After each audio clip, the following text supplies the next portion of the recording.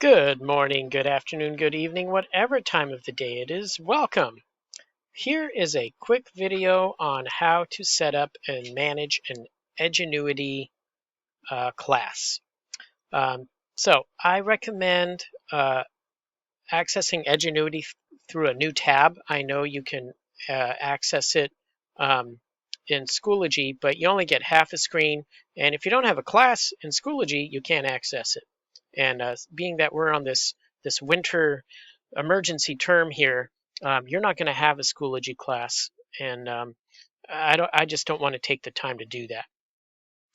So I'll put the link to Edgenuity in the description, so you can access it this way. Um, all right, and to set up a class, you're going to click on Educators. You'll access with your LAUSD username and password. And then it'll bring you to the welcome screen. Now, to set up a new class, you're going to click on Courses and then Manage Courses. And then you need to find the course that you want to use. So I'm a biology teacher and my students need to make up Biology A. So I'm going to type in biology and see all the different courses Edgenuity has for biology. So they have quite a few. Here you can see, whoa, some of my other courses. And so I'm going to use, it's Biology Living Earth A. So I'm going to check that. And then I'm going to click on the button that says Customize. And I'm going to customize and I'm going to create a new course based on this course, right? You can't modify the Edgenuity course. You got to make a new one. So you're going to create a new course. And the first thing you do, you have to give it a unique name. So you click on the little pencil icon and give it a unique name. And I'm going to call it Vanderflute WR for winter recess or winter term 2020. There we go. Okay, so give it a unique name, right? And then you need to customize it. So I'm just thinking that, right, my students are going to have 3 weeks. I want them to work on this through Christmas vacation. I don't want them to have to worry about it when we get back. So I'm going to give them 3 weeks. And so 5 days a week, that's 15 days. So I'm going to give them 15 lessons, right? One lesson a day seems fair. Each lesson is supposed to take them about 2 hours.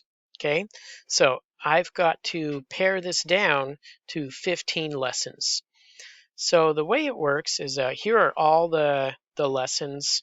So these are all the units and lessons in the template course, and you can move things around. If you want a different unit in a different way, you can just move things around like that.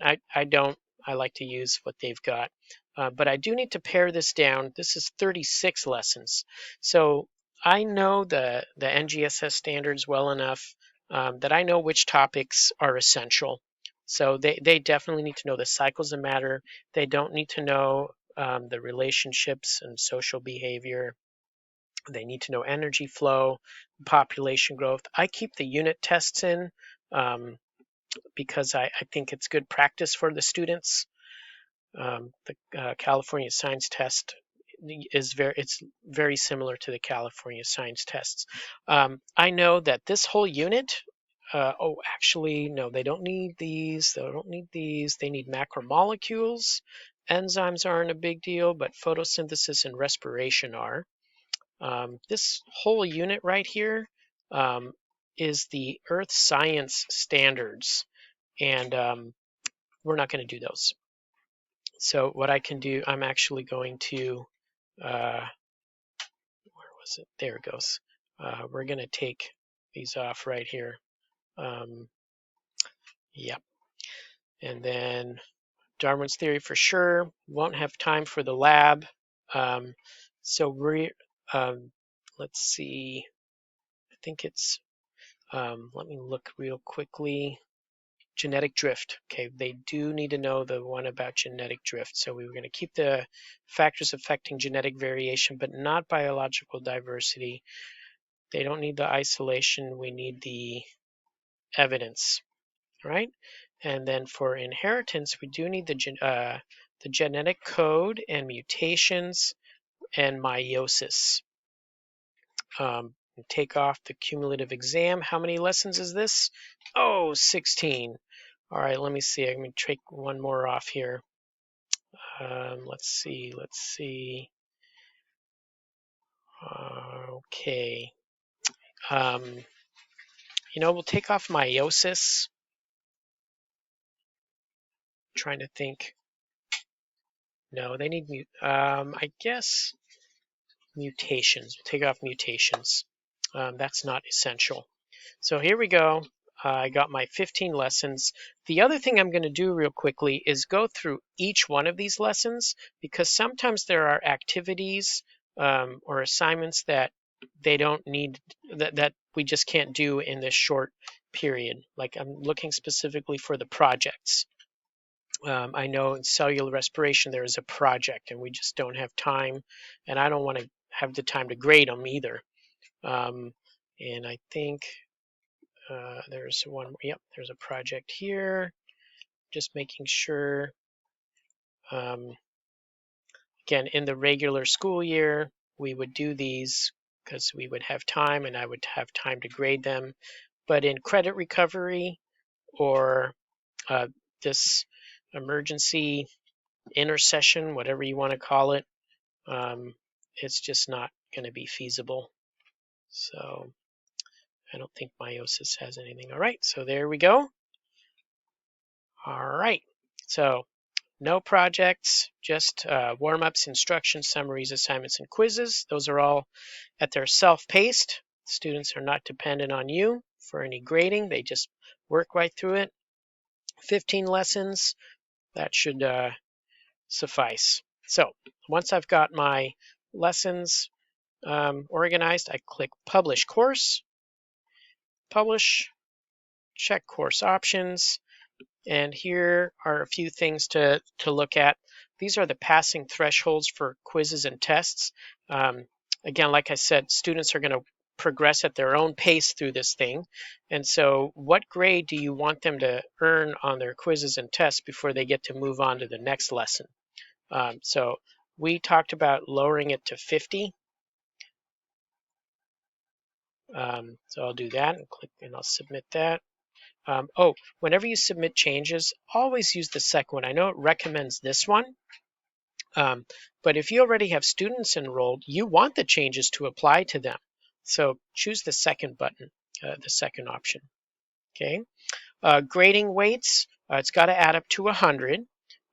So I do the old-fashioned assignments are worth 40 points, assessments are worth 60. So I'm going to break them up 30 and 30. Right, so my assignments are 40 and assessments together are 60. Let's see, a couple of other things. Fail attempts. So while students are doing their quizzes and tests, if they fail, they get to retake it, and here they get to retake it twice. Well, what happens after the second time is it sends you a message that the kid failed, and what do you want to do about it?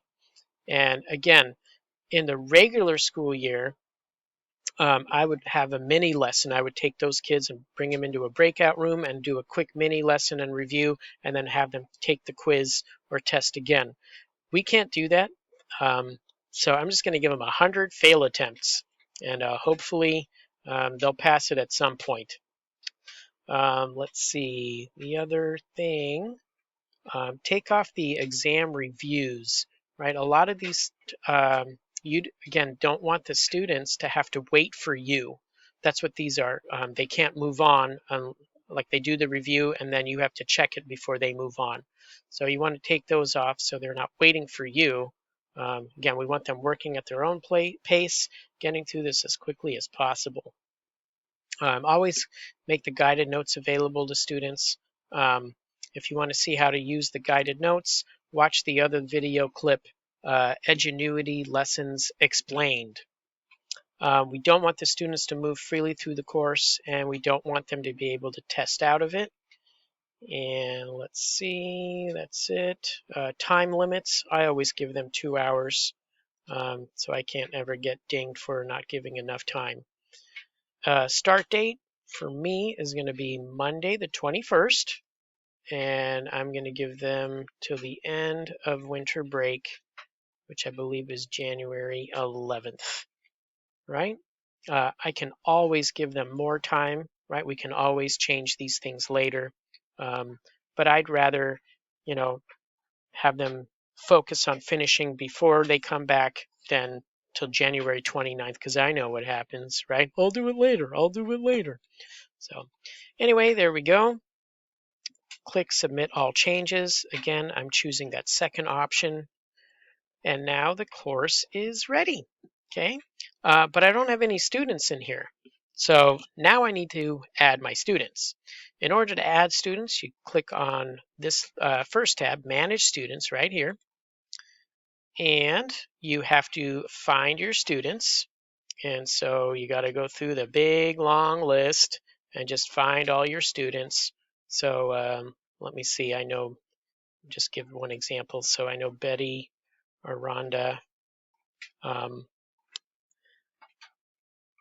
Where is she? There we go. Is it 2 hours or 1? There she is, Betty Aranda, right? So you highlight all the students and you can go on multiple pages, right? Let me think who's another one. Oh, I know Julian, what's his last name? Right, you can also search the students. Julian, there he is, right? So I have the problem when you search them, though, is it only if you now search another student, it unselects them. It's really obnoxious, right? So you really have to go and choose your students, right? Go through this, unless you want to add students one at a time, right? I prefer to just go through once, get all the students, right? That was, sorry, you guys, hold on. Where was Betty? Oh, I missed her. There she is. So let me just do it with one, but you go through, select all your students, right? And then you're going to enroll right here, this one, enroll in course. And then you have to find the course you made. So it was biology. Let's see, biology, Living Earth, winter term 2020. Oh, look, Miss Gonzalez already set hers up. Okay, and then you click enroll. Yes, you're sure, right? Okay, and now those students have been enrolled, right? And how do you see them? You go to course, manage courses, and then, did I say manage courses? I'm sorry, gradebook right here. Courses, gradebook, and then let's see, there it is. Biology, Living Earth, winter term, right? And I've got Betty in there. And from here, you can see what activities are. You can click on quiz scores to see which lesson they're on. You can see the test scores. I'm running out of time here, so I'll make another video clip on how to check grades and progress and all that. All right, but hopefully you've got enough information to get started. If you have any questions or you need any help, send me a message through email, and I'll get back to you as quick as I can. All right then, take care now. Bye-bye.